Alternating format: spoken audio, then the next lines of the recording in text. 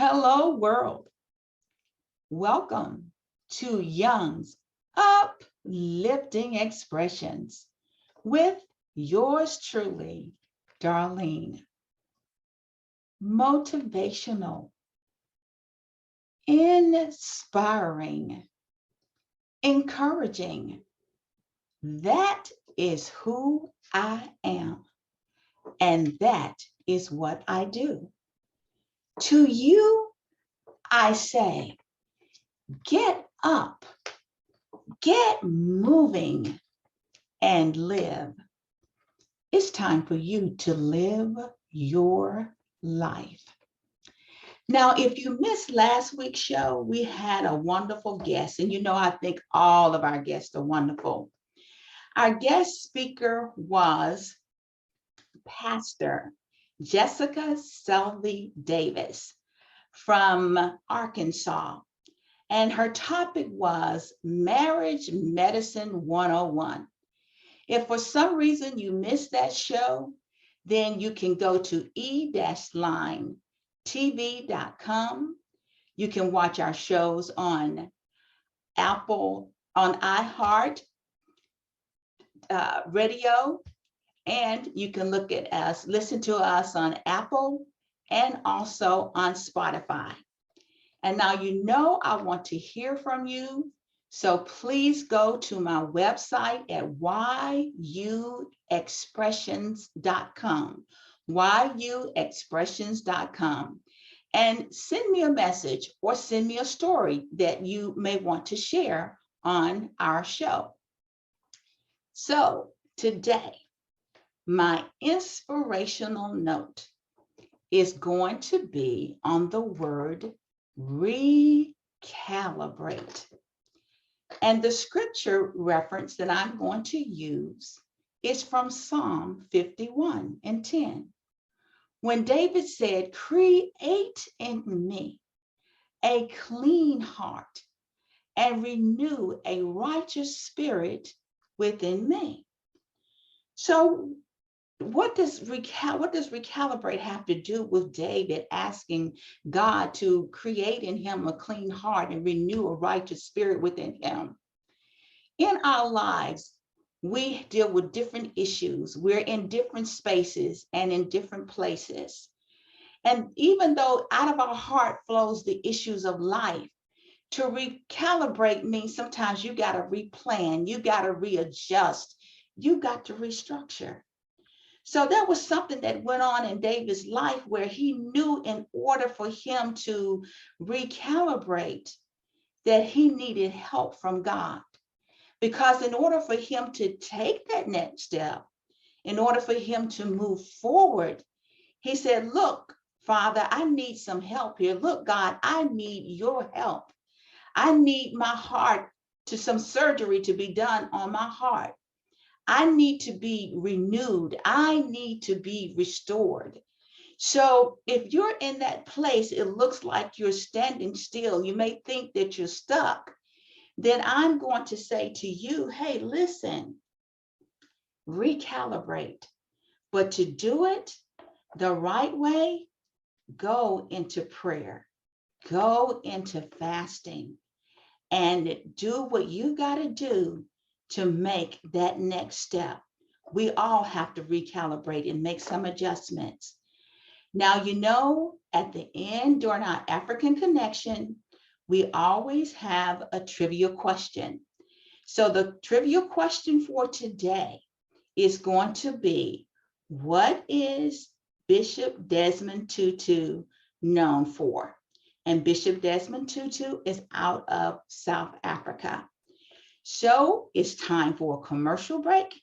And as soon as we get back from the commercial, I will share a story with you out of the Avail Journal.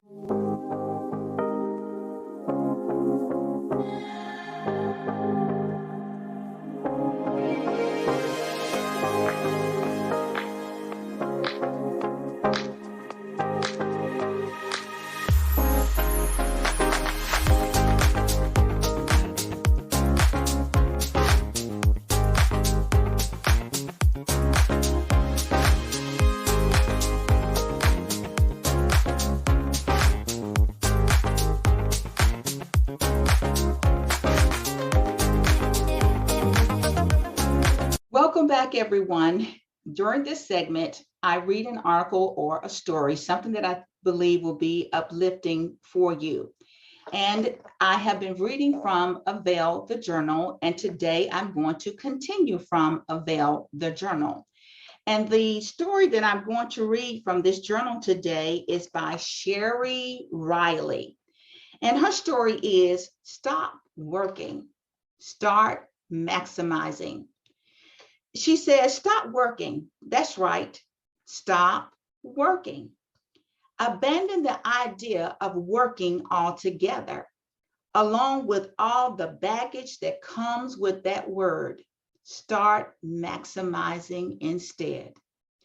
From the time you wake up in the morning until the time you go to bed at night, invest all of your energy in maximizing your life in every area. Sometimes hard effort is involved in maximizing opportunities. Sometimes it isn't. But one thing Shelly Lane says that I can tell you for sure is that busy work does not equal productivity or guarantee forward movement. Labor and efforts have value only if they are serving to maximize your opportunities. You must stop thinking that just because you are working hard, you are accomplishing something. You must give up the tyranny of the to-do list and invite a whole new paradigm into your life. This is what I would call recalibrate. Miss Riley says, working versus maximizing. When you spend your days with your head down, busily knocking things off of your to-do list, you cannot see opportunities popping up around you. Opportunities that might allow you to leap forward powerfully and gracefully in all your endeavors. By contrast, when you are open to see opportunities as your primary concern, and then do only the work needed to maximize those opportunities, your life takes a quantum leap in both productivity and joy. Opportunity versus responsibility. An opportunity is something you actively desire and strive toward. A responsibility is something you are required to take care of. When you learn to look at life as a series of opportunities to maximize, a few things happen. You begin to realize that many of your present responsibilities actually contain life-enhancing energy. You have been robbing them of your vitality by seeing them as things you have to do rather than as privileges you are blessed to do. You begin to open up to new opportunities you hadn't even noticed before. You start to use your time much more effectively. Less is more. To maximize opportunities is not to do more, but rather to accomplish more. And because you know how sometimes you can be working and you feel like you've done a whole lot of busy, and then you ask yourself, you feel like I've been busy, but what did I really do? Or what did I really get done? So basically, she's telling us to maximize opportunities is not to do more, but rather to accomplish more. In many ways, it is the opposite of working hard. To maximize means to use your time and energy efficiently. It means asking yourself every day, what are the 2 or 3 things I can do today that will accomplish the most? Now, this also takes discipline as well, okay? Miss Riley says that she recently read that Warren Buffett writes down 25 things that he needs to do. He then whittles the list to his top 5. He then discards the list with the other 20 things on it. His philosophy is that the other items are distractions from his focusing, committing to, and maximizing what's most important. In football, yardage gain is often used to assess how well a team has played, but that is misleading. After all, yardage doesn't matter on the scoreboard. A team that racks up a lot of yards but doesn't score a lot of points is actually playing inefficiently. It is working. It is working hard, marching up and down the field, but it isn't scoring touchdowns. Touchdown yards, the yards that matter. A more meaningful metric that some analysts are using today is scoring efficiency.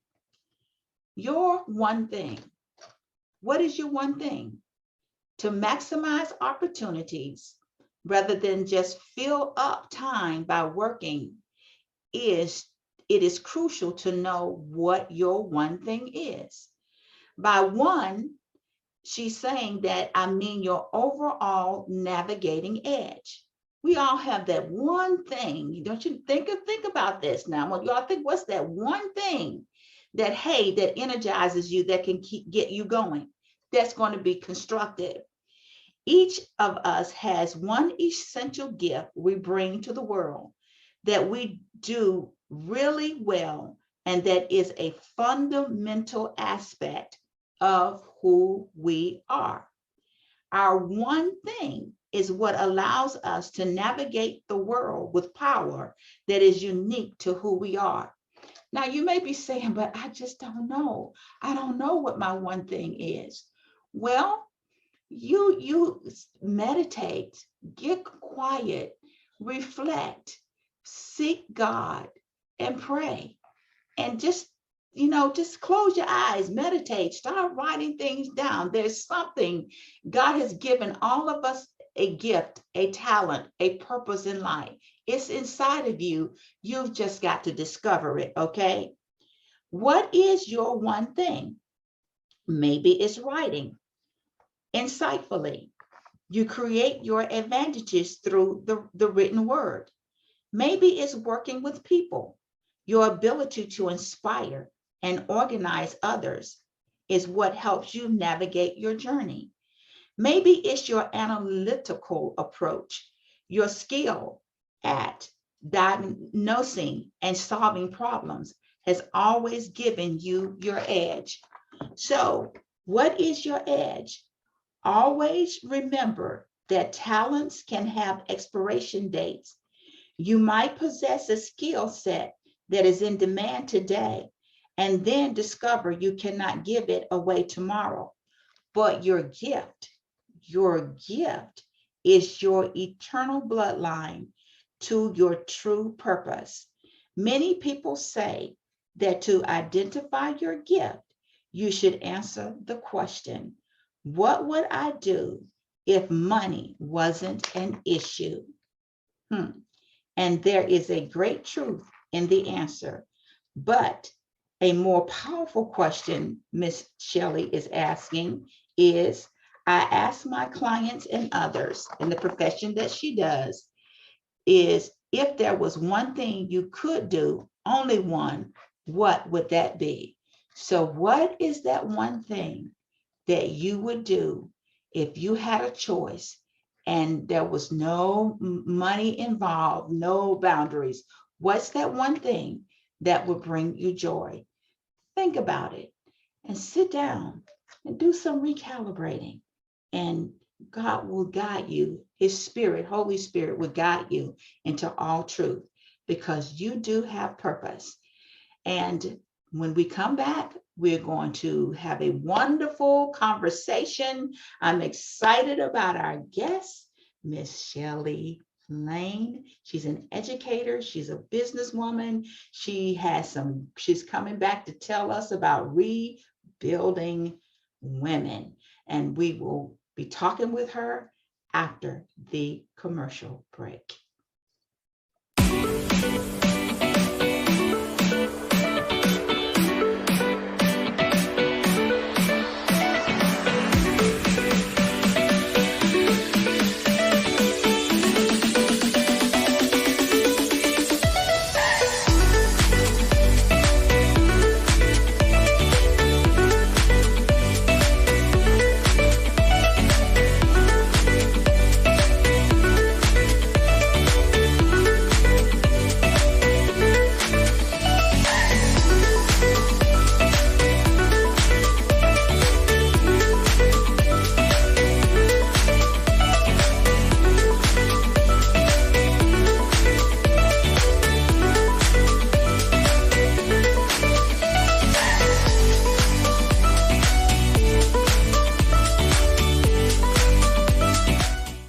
Welcome back.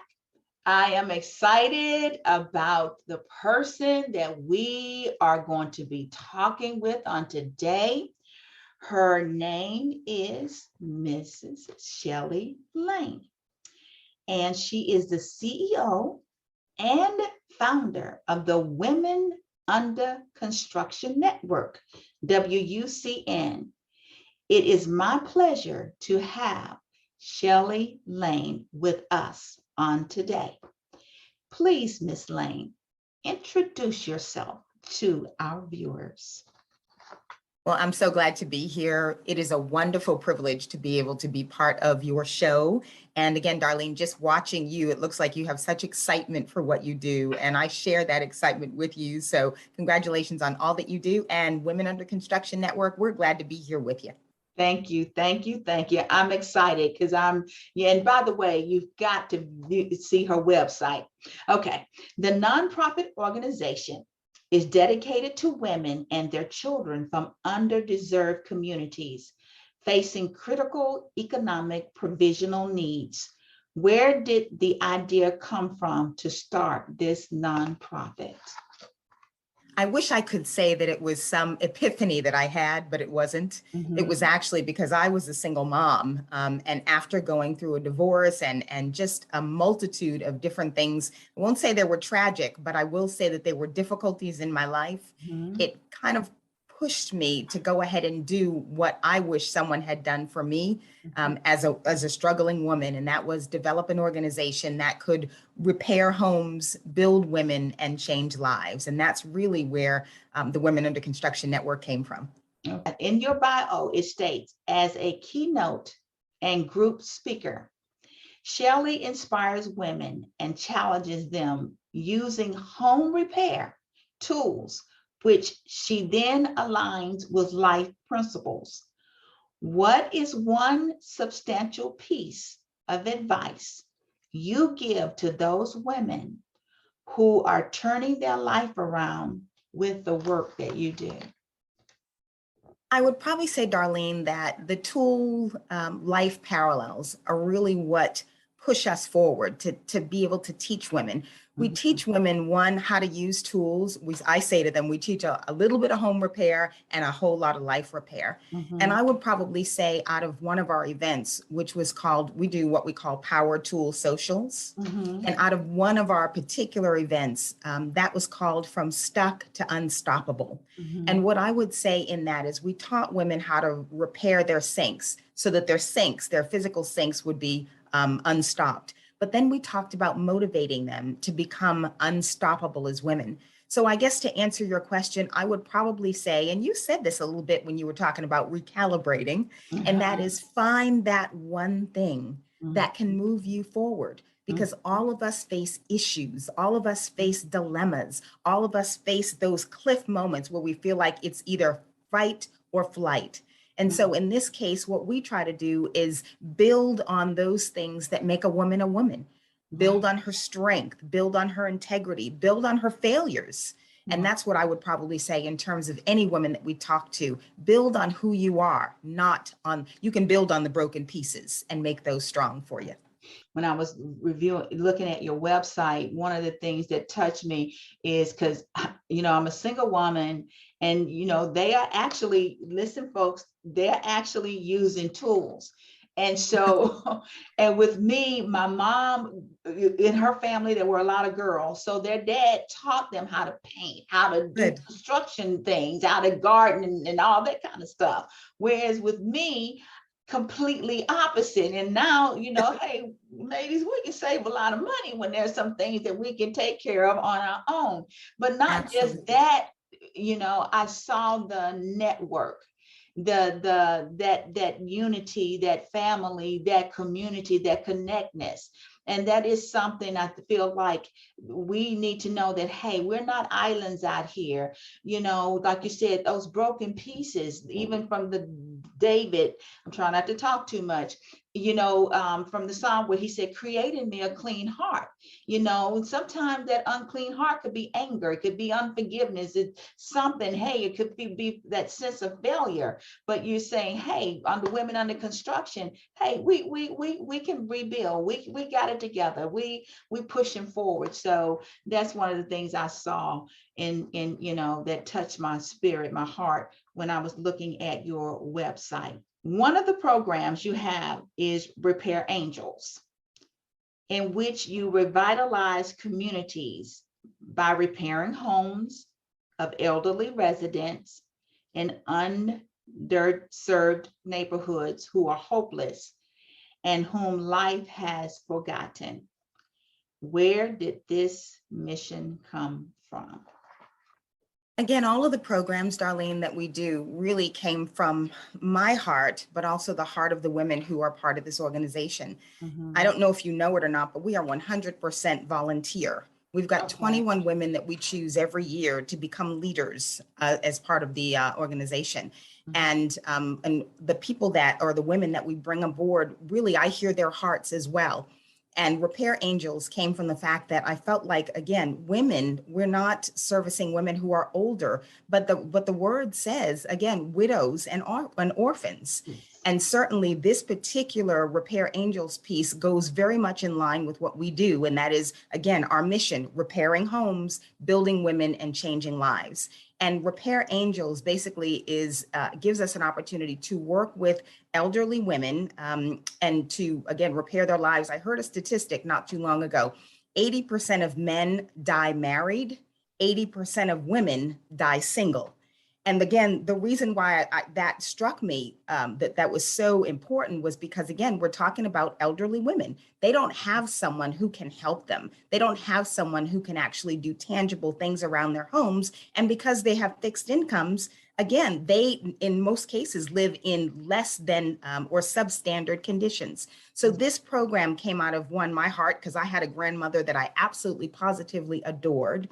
But also I realized, as a single woman, no matter what age you are, sometimes you just don't have the economics to be able to keep yourself in above water. And so this program not only helps the elderly and their homes, but also some of the women who are part of the organization, who are part of Women Under Construction, are learning how to do the home repair so that they can use it on their home investments, their personal homes themselves.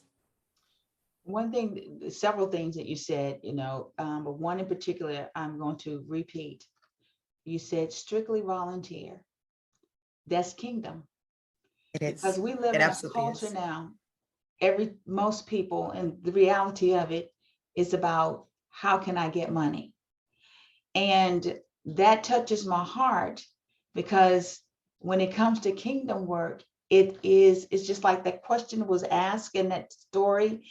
What is that one thing that you would do for free? And it's so fulfilling.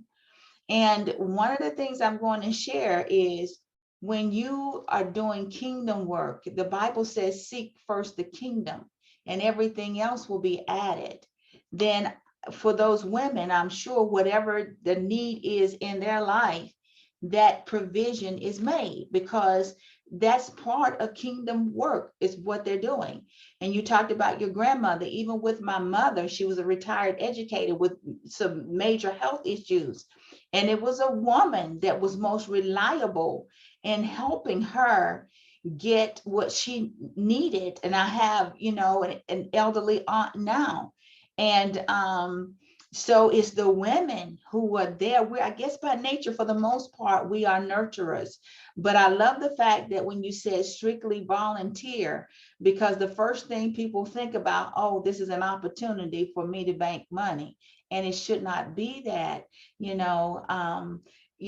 God will provide, but that's kingdom work. And the Bible does say that we are to take care of the widows. So my heart is touched by that as well. We're in such a digital world where a lot is consumed by social media, which has the younger generation doing many things at such a fast pace. What advice would you give younger women, specifically on finding their way and trying to stay empowered and motivated? Darlene, I would probably say younger women these days, how do I want to put this? Their priorities are a little different than what ours used to be. Mm-hmm. Clearly, I'm in the second half of life at this point. And so I look at that and say, what can I give back to those who are coming up behind us? We have a program called I Build You. Okay. It's short for I Build University.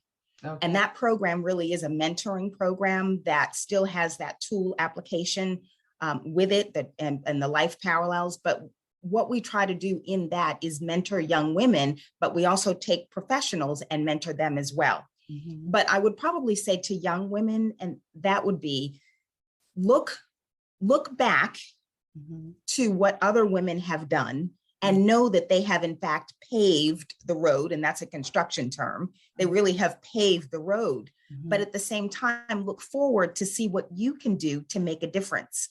Something you said just a few minutes ago, and that is that, again, we are not an island unto ourselves. We have to learn how to build other people. And I would say, as you're growing as a young woman, actually young women, old women, doesn't really matter. Mm-hmm. See what's in your toolbox of life. See mm-hmm. what tools you have. And what we call tools are our experiences. Mm-hmm. What did we go through? What types of things are making us the woman that we are? So look at your tools and be able to use the tools in your personal toolbox to build somebody else. It's not all about you. It's not all about me. It's about who we can build in this journey. So I would say more than anything, again, it's you talked about it. What's in it for me? I call it WIFM. What's in it for me? You know what? Again, I think it was, I don't remember who it was, but one of the motivational speakers said, if you give enough people what they want, then you will ultimately get what you want. And that's what I would speak into the lives of young women now. Mm-hmm. Again, yes, social media is important, but it's not the end all be all to your life. And I think even in terms of looking at the tools and the experiences of each of our lives, mm-hmm. they have to realize, one, to build other people, mm-hmm. but two, not to rely on the approval of others mm-hmm. in terms of moving forward in your life. Mm-hmm. This is a time when you have to learn how to be independent, but also not cower back to the approval or non-approval of anybody else. Mm-hmm. Beautiful, beautiful, beautifully, and well said. I love this about women being under construction. I love the advice that you gave in terms of younger women, and for the older women, we are to be that example and to be encouraging and to be uplifting to the younger women. It's not about trying to mentorship, guidance, direction, imparting wisdom. And so that's what I hear, you saying in the midst of this. And it does start young, and it is about being independent, and it is about developing learning how to make that basic foundation in the Word of God. But we have to, for folks like myself that are older, we're to be that example and to say, come on, baby, and love and hug and nurture so they can move forward. We're going to continue this wonderful interview with Miss Lane. However, it is time for a commercial break.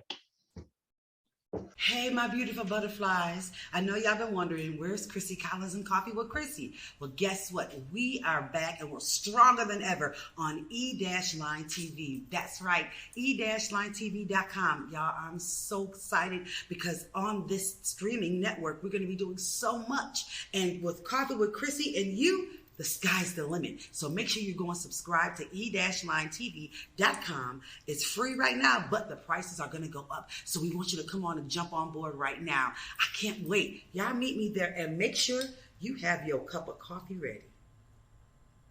Welcome back, viewers. After the commercial break, we have been talking with Miss Shelly Lane, and she is the CEO and founder of the Women Under Construction Network, WUCN. So, Miss Lane, congratulations on being a 2022 AARP Purpose Prize Fellowship recipient. With that recognition, what does it mean to you? AARP, as you probably know, is a national organization. And for our organization, or for me, at the very least, to be recognized by AARP is huge because of the reputation that AARP. For those who don't know, that particular award was given to people who are over the age of 50, who are working on or who have done a particular thing as it results to, as it means in terms of building an organization. And that's what I've been able to do. So I've been quite thankful and grateful to be able to be a recipient of AARP. That particular award allows us to have, first of all, it was a $10,000 award to the organization, as well as it helped us to have many supports, media supports, financial supports, just a number of pieces that will help our organization to grow. And again, just the exposure alone with AARP was a coup for us. So we are just so grateful to be part of that.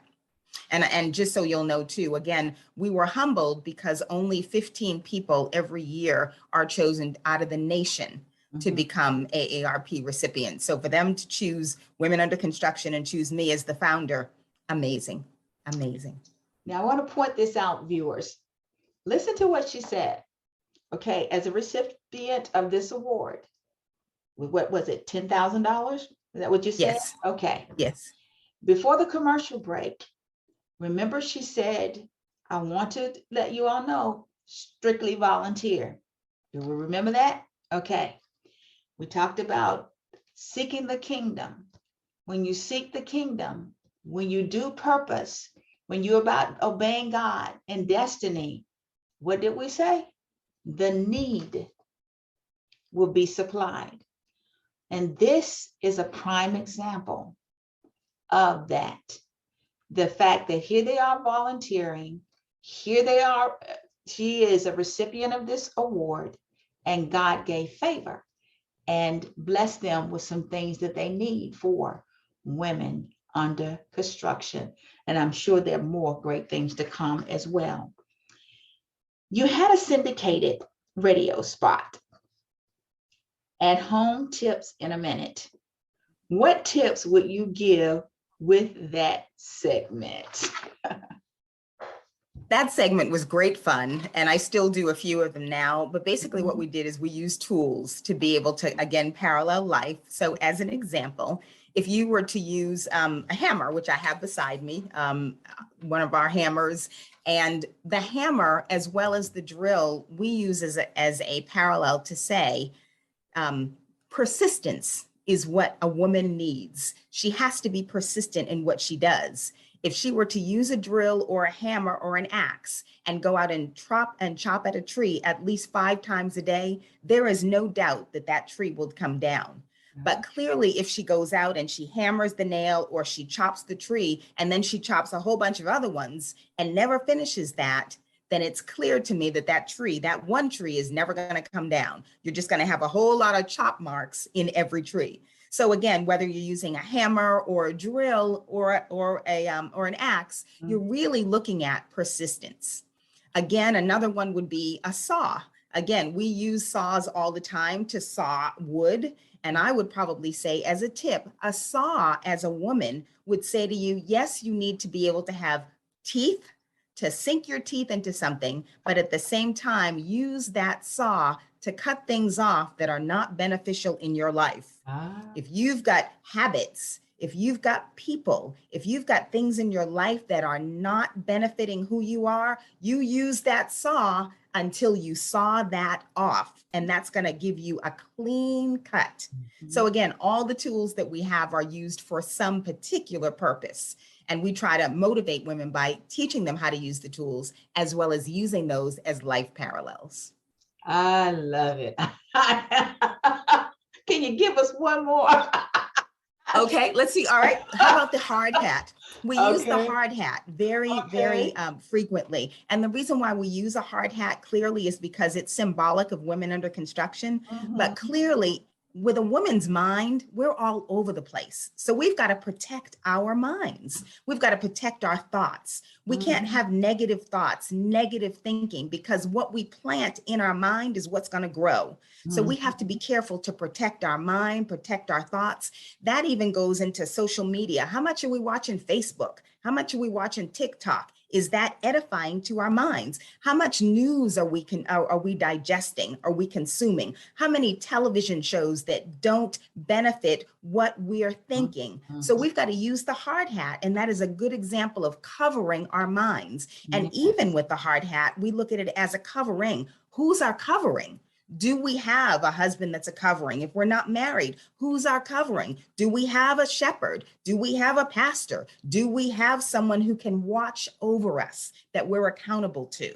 So again, that hard hat is very symbolic of covering the things in our mind, because our mind is our most valuable asset. So we need a hard hat as a woman. Yes, yes, yes, yes, because the mind, the Bible tells us to think on things that are pure. Think on things that are good. Think on things that are of, those things that are of a good report. Yes. The reason we have to think, because like you said, that hard hat, the mind controls the emotions, the mind controls decisions that we make. And so even in a scripture, faith comes by hearing. What are you, like you're saying, what is it that what are you listening to? What are you listening to? And even, your inner circle, is that inner circle of that person that you're close to, are they building you up? Or are they pulling you down? Is it one minute? You're talking my language, darling. Yes. You're talking my language. 1 minute they're saying something. Those small foxes that destroy the vine. And are they saying something positive 1 second? Next minute, bam. So we have to pay attention to that and be sensitive to what we connect ourselves to, what we're feeding ourselves. And even when you talked about the psalm, the word of God is quick, it's powerful, it's sharper than any two-edged sword. Yes, it is. So, hey, there's some things, you got to cut off. You've got to guard the heart. We have to guard the heart, not just you, but I'm talking about myself. We have to guard our heart. And it's every day. I was talking to an aunt and on yesterday, and I was talking about today's show. And I was talking about the word recalibrate. And she said, tell them now, she's 84 years old, tell them they have to recalibrate every single day. And it's the truth. You get up in the morning, evening, whatever that routine is, we do. And it goes back to that mental state of mind, just kind of get that quiet time in, get that reflection time in, and we'll be surprised at how we can take off in just those steps. And let me say one other thing, if I can, Darlene. Go ahead. You talked about recalibrating, and one of the tools that we would use to signify that or to exemplify that would be a leveler, a level. And a level, for the most part, helps us to keep balance. If you don't know what a level is, it's a tool that has a little bubble of water in it, and you can put it against the wall to make sure that the curtain is level or the picture is level. And again, we need balance in our minds, and that's something like recalibrating. So clearly, even in that tool, the leveler, helps us mind, body, and spirit, but it just helps us to keep balance. So again, that's another tool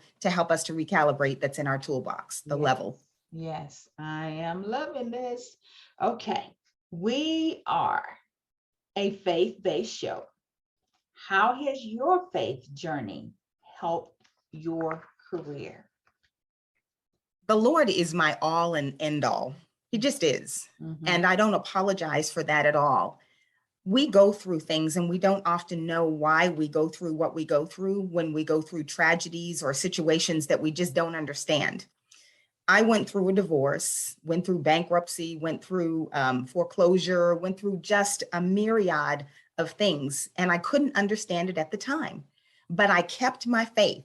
I kept believing, okay, God, now you have me going through this for a reason. Now, in the by and by, but in the earthly by and by, I Mhm. can understand why God has allowed me to go through what I went through. So Mhm. my faith has been the catalyst for Mhm. helping me to do what I do with women. And again, had I not had faith, had God not allowed me to go through what I went through, there would not be a Women Under Construction network. There Mhm. would just not be. So Mhm. it was my faith. It was clearly the tools and the foundation. And again, I'm talking construction work now, Mhm. that helped to rebuild me to be the woman that I am, to be able to lead the women that I do. And again, I take no credit for it. It is clearly the love of God that allowed me to do what I do. And again, He has been the architect, the carpenter, Mhm. and every part of the building in terms of the woman that I am and the women that I serve. So Mhm. clearly faith. So I'm listening to you, and so how am I trying to say this to viewers that are listening? You hear Miss Lane telling her story, and I often say, "Hey, send me your story." Basically, she's saying, "I've been shipwrecked. I've been saying to you, I've been shipwrecked. But through that, the grace of God and by faith, look at where she is right now. Look at how she's able to pour out from a sincere heart. And she's genuinely sincere. I can feel it even as we're talking, and what she's doing in community. So when I'm saying to you, get up, get moving, and live, it's time for you to live your life. But recognize first that, hey, I'm under construction. I need to let Mhm. this go so that I can be a positive effect and a positive effect on human lives. So, for those of you who are listening right now, you've got so much on the inside of you. So, listen to what Miss Lane is saying, and do what needs to be done so you can move to that next level. With everything that you have accomplished, I read in your bio, a book is on its way. Can you share a little bit about it, that book? I can, and I'm so humbled, Darlene. I would probably say that that particular book, it's called DIY Girl, as in Do Uh-huh, It Yourself Girl. uh-huh. And the reason that I wrote the book is because I wanted women to understand. Again, my problem was divorce and finances and foreclosure and bankruptcy and Mhm. single parenting and all of that. But I wrote that so that the tools in it, and they are actual tools. So I talk about how tools relate to life and how those things help me to build the woman that I am. I would probably say to women, if you have had loss in any area, doesn't have to be a divorce. It could be death. It could be a divorce. It could be loss of income. It could be loss of a job. It could be health or illness or whatever it is. When that book comes out, take a look at it. And that's not for me to sell books. That's for you to take a look at what your situation is and use it to build the woman that you're going to be, because that book will help you to start the construction plan of your life. Where can people get in contact with you and your organization? Okay, please, if you would, and thank you so much for allowing us to do this. The website is www.wucnetwork.org. Again, wucnetwork.org. And again, you'll have a phone number and every way that you can contact us. And we would love to have women be involved in the Women Under Construction Network. Again, viewers, Our guest has been Miss Shelly Lane, and she has a great organization called Women Under Construction. I want to say thank you, and viewers will be back for the African Connection after the commercial break. Thank you.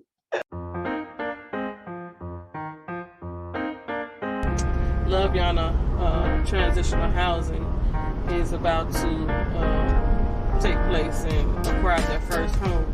So we're on the journey right now looking for, the home that we're going to actually choose. I am Kiana Faye Webster, Empowerment for the Powerless. I am from Florida, Mississippi.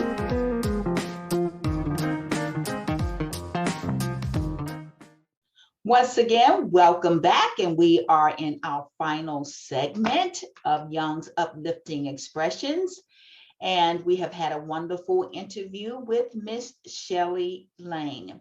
Now it is time for the African Connection, which is about African culture, education, politics, and spirituality. The origins all began out of Africa. Today, our segment is going to be about the late Bishop Desmond Tutu. And one of his quotes is, all of humanity, let me go backwards, I'm moving a little bit too fast. All of humanity is dependent upon recognizing the humanity in others. I want you to listen to this story about Bishop Desmond Tutu. The rainbow people. We are the new people of a new South Africa. Cape Town, 1989, a clarion call to freedom. Before more than 20,000 protesters, Anglican Archbishop Desmond Tutu appealed for the birth of a new nation and an end to the iron grip of apartheid. I want you to lift your hands. I want you to say, our march to freedom is unstoppable. Nearly 5 years later, in 1994, Tutu helped introduce the world to South Africa's first Black president, Nelson Mandela. And in the process, he witnessed the fulfillment of a lifelong dream. Desmond Tutu was born in 1931 in a small mining town before his family moved to Johannesburg. It was an era when South Africa's white minority codified long-standing racial segregation into rigidly enforced apartheid and deliberately de-emphasized education for Black people. That prompted Tutu to abandon a teaching career for the clergy. He joined the Anglican Church and quickly rose through the ranks, gaining notice as he spoke out against the white government and condemned apartheid. In 1976, unrest in the Black township of Soweto boiled over into riots. The government's brutal response left hundreds dead, mostly young and Black, and sparked an international outcry.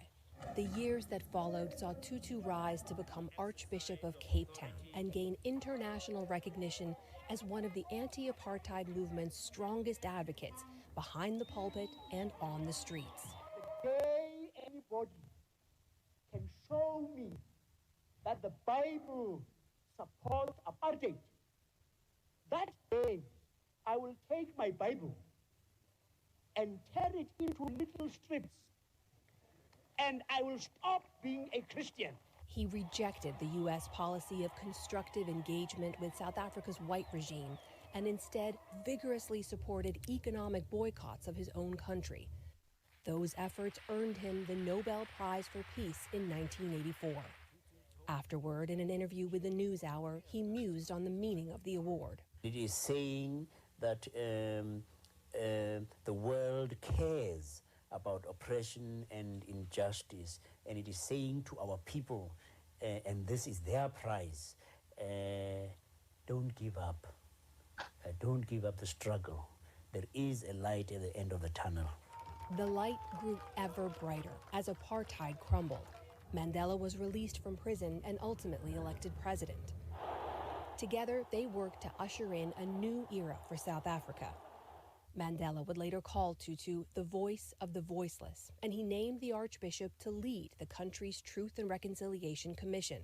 In his 1999 NewsHour interview, the Archbishop talked about that desire for reconciliation even in the face of decades of brutality. I am human because you are human. My humanity is caught up in yours. And if you are dehumanized, I am dehumanized. And anger and resentment and retribution are corrosive of this great good, the harmony that has got to exist between people. And that is why our people have been committed to the reconciliation where we use restorative rather than retributive justice. Tutu became Archbishop Emeritus in 1996, but expanded his outreach, tackling issues outside of his home borders. He visited Rwanda after the horrific ethnic genocide in the early 90s, and he weighed in on the Israeli-Palestinian conflict, at times likening Israeli actions to apartheid-era South Africa. He later criticized the post-9/11 U.S.-led war in Iraq, calling it immoral. In 2009, President Obama awarded Tutu the Presidential Medal of Freedom, America's highest civilian honor. Happy birthday! A year later, on his 79th birthday, he announced he would step away from public life, opting to spend his days with his family. I really wanted to engage in the contemplative life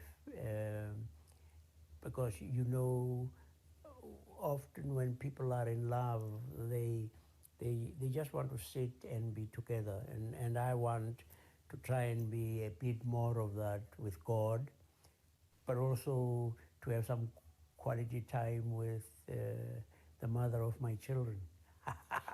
Still, he maintained his interest in human rights at home and abroad, despite bouts of illness that had him in and out of hospitals in his final years.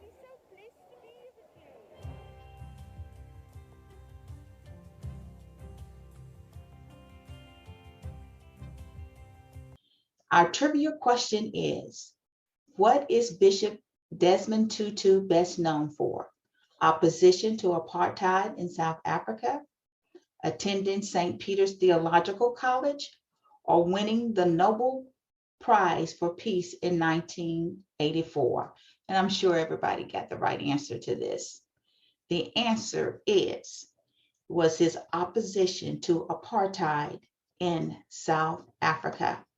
And one other thing I want to note about Bishop Tutu is that he is in this documentary, it talked about him going into education, but he was actually accepted into a medical school, but because he was so poor, that's how he ended up going into to education.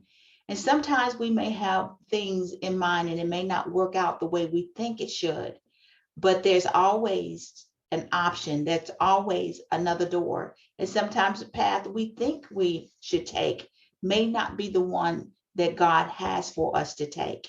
So wherever you are, if the door seems to be closed for you, it may be an issue of timing. It may be an issue if this is not where God is taking you. But trust in God, fast and pray, and know that Jesus is the way, the truth, and the light, and that the Spirit of God is what's going to guide you. So next week, we are going to talk about the history of African hairstyles. That's going to be our African Connection topic on next week. Thank you, viewers, for watching Young's Uplifting Expressions on today. It has been a great show because you have been participants in it, because you're listening and you're watching. And so I am always excited about our shows.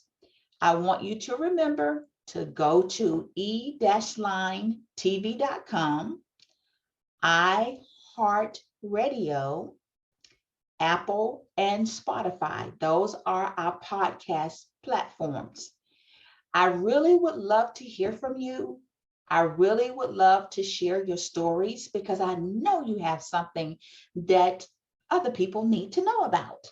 So go to my website at yuexpressions.com, and there is a section for comments. So just write me and click on the submit button because I really would like to hear from you. And remember to recalibrate. It's not too late. You have purpose. You have destiny in life. So don't give up. Hey, take the saw and saw off, get rid of whatever it is you may need to get rid of.